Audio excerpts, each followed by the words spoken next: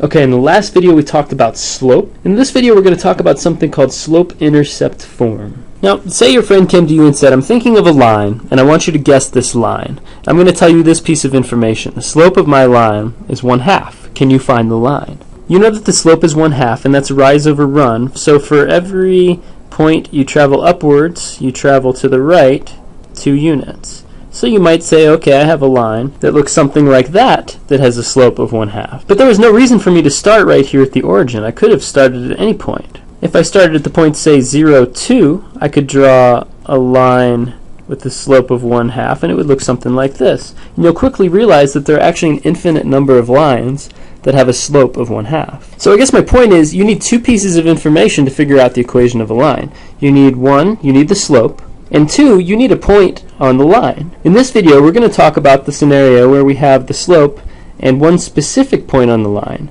specifically the y-intercept. So if your friend told you, I'm thinking of a line, and it crosses through the y-intercept 0, -4, you would know that you would start down here at 0, -4, and you would count out your points, and you could find the exact line that your friend is looking for. Let's take this line and move it over onto a graph by itself. So right here is the graph of a line that has a slope of 1/2, and it has a y-intercept of the point 0, -4. My question now is, what is the equation of that line? As it turns out, it's really easy to figure that out.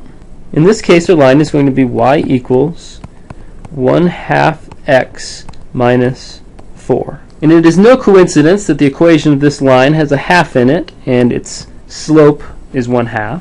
And it's also not a coincidence that this line has a y-intercept that goes through 0, -4, and that we're subtracting 4 from the 1/2 x. Now, in general, the equation of a line in slope-intercept form can be written like this right here. The y and the x always stay in the equation in slope-intercept form.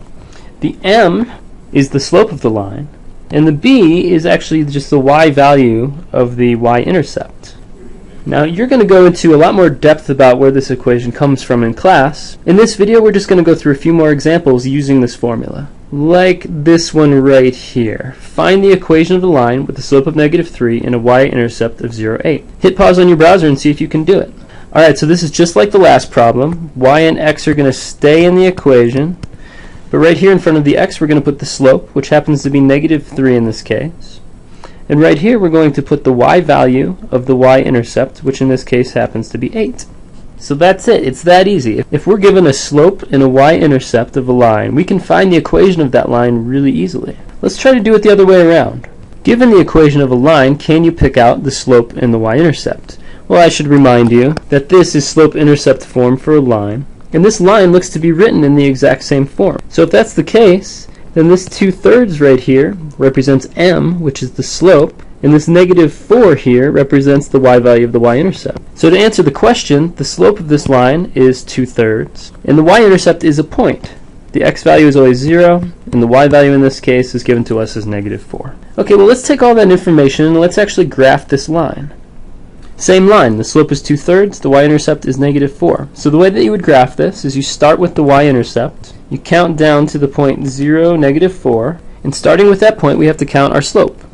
So rise over run is 2/3. So for every 2 steps we rise, we run 3 steps.